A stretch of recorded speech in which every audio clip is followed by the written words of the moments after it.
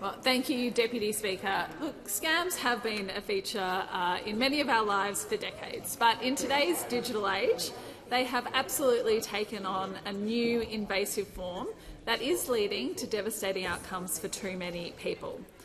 And like I think nearly every member in this place, I have heard some terrible stories from constituents in recent years about the scam losses that they or a loved one have experienced.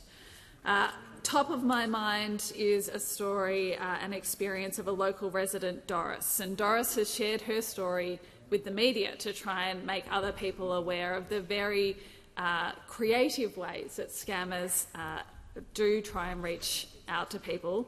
And she is really hoping that her story and sharing her story will stop others from falling victims to similar scams. Doris was trying to set herself up for retirement by investing her savings, $260,000.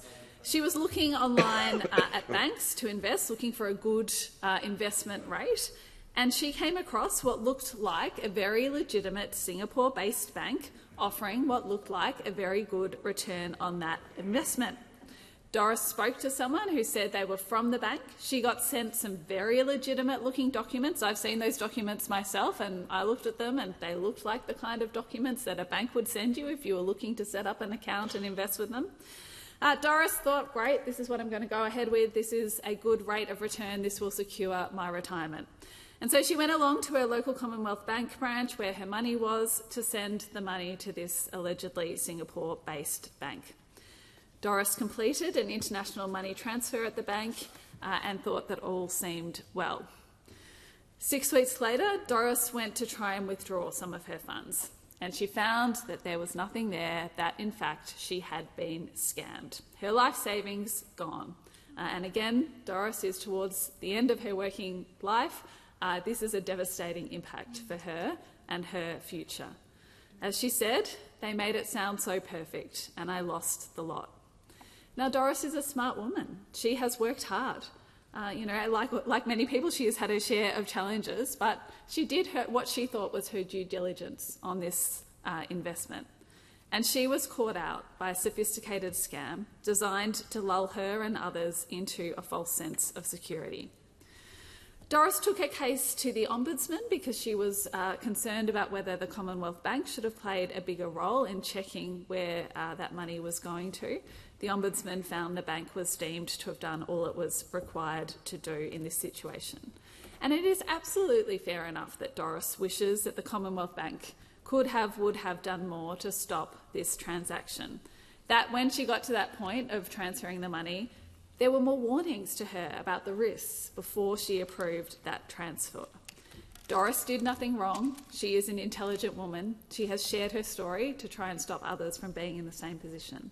But it is absolutely the case that banks, telcos, social media companies must all do more. And that's why I'm really pleased to be speaking on this bill today and the work that this government is bringing to focus on this insidious problem and to make sure that people like Doris are not at the same level of risk of being scammed in the future. Because, of course, Doris's story is not a unique one. In 2023, Australians lost a total of $2.7 billion as a result of scams. So that does show the scale of the challenge we face. And as I said, banks, telcos and social media companies in particular have a responsibility to do more to stop people from being scammed. People like Doris should not be left without their life savings. Particularly if there could have been just a bit more done to advise her of risks, to make sure that the transaction she was taking part in was legitimate before it was too late. Absolutely, social media companies have a responsibility to stop the absolute flood of ads and scammers that fill our news feeds, that are on local community group pages when people are just trying to talk about what's happening in their neighbourhood. And the friend requests that aren't actually friends or, in fact, in most cases, real people. They're absolutely not doing enough, and this isn't a new problem. It has been like this for years. It has been getting worse until this government has been taking the focus that we have been doing now. Scams have been allowed to flourish for too long in this country. And our government has and is taking action on an issue that the Liberals and the Nationals put in the too hard basket for far too long. We have delivered more than $180 million to combat scams and online fraud, and it is making a difference. Scam losses have dropped by 40%. Losses have almost cut in half since we stood up the National Anti-Scam Centre. There is more work to be done, and that's why this bill is going to be so important. The Scams Prevention Framework is the next vital step in our work to stamp out scams. ScamWatch data tells us bank transfer was the most reported payment method used by scammers, with more than $200 million in reported losses in 2023. And it was phone calls and social media contact that were the methods associated with the highest value of the losses, $116 million and $93.5 million respectively in 2023. So with the work we're doing, we will be holding banks, telcos and social medias to account to ensure that they are doing their bit to keep people's savings safe from criminals. To get the change that we do need to have an all-in effort. It will take, obviously, government and the work we are doing here, but it will take all of these companies and our community. And certainly as a government, that's also a message we have been trying to empower people with. I want to echo what others have said in this chamber, that if you have been scammed, it is absolutely not your fault. It's not that you have missed something. It's not that you, I think sometimes people feel ashamed and feel like they are at fault. It is not your fault. It is the fault of these very sophisticated criminals who are targeting you. So it has been great to host in my electorate the Assistant Treasurer and the Minister for Financial Services, who's been leading a lot of this work. He came to Jagga Jagga last year and spoke to a packed audience at the Bundoora Community Hall for a scams forum. And that was a really useful session, talking about the types of scams that people face, the avenues that people can take to protect themselves from scammers, and why our government's work to stop scams is so important. And at this moment, I would particularly like to thank the Assistant Treasurer for his dedication and work over the past 2.5 years as a minister, driving this work to stop Australians being scammed, to protect Australians, and for also travelling the country to electorates like mine to make sure that Australians know what protections are out there for them when it comes to scams.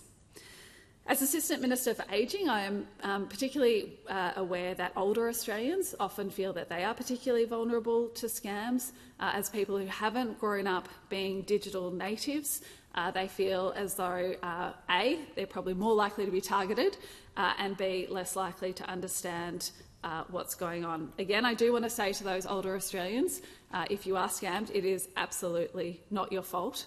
And there are avenues to support you, and that's the work we are doing here. We are also doing work to make sure that older Australians can feel more confident online. In particular, the Be Connected program, which is run in conjunction with the eSafety Commissioner, is a wonderful program that provides all Australians, but in particular, I think, older Australians, with workshops, with modules, to be able to learn how to get online with confidence and with safety. And that's run often in community centres, in libraries, through senior citizens groups. So if you are an older Australian and you are worried about scammed and want to feel more confident online, I would absolutely recommend looking up the Be Connected program, finding out about where it's running near you and taking some of the modules under that. The Minister for Small Business was also reminding me that we are assisting small businesses to make sure that they're set up to be able to deal with the impact of scams with the ID Care program, which is specifically to support small business who've had a cyber attack or a scam. So they are the people for small businesses to contact when they've been attacked or fallen victim to a scams, because again, these scams are insidious. They're happening across our economy, they're happening to people across the country, and so as a government we are really aware that we need to take an all-in approach, putting the scammers on notice that we are onto them, that we are looking at banks, telecommunication providers, digital platforms. We are asking them and requiring them to do more under this framework than they have done before. We will be making sure that the framework is kept up to date. We'll be looking at other sectors that may be coming under it in the future, such as superannuation, cryptocurrency, online marketplaces and other payment providers.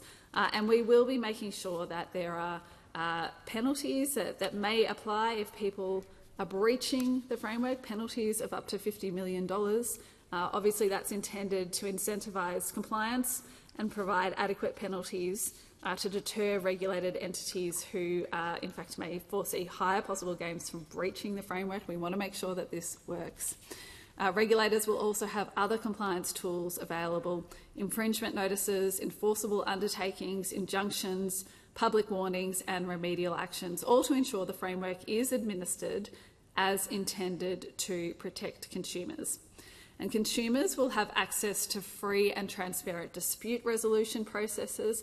This is going to make a big difference, again, in the cases like the one I outlined. If there is somewhere for consumers to go to actually resolve their dispute when they feel like an entity has not met its obligations. And so that will be, I think, a really important part of this puzzle as well. People will be able to take action in court where they have suffered loss or damage because a regulated entity has not met its obligations under the framework. So I want people in my community to have increased confidence that this is something our government is bringing a huge amount of attention to. That with this bill, we are saying more must be done to combat scams, to keep Australians safe, to make sure that others do not end up in the position of Doris in my community, that others do not fall victim to scams that mean they lose their life savings. This is really important work, and it is, of course, the work that a Labor government does to make sure that our communities are safe and fair for all.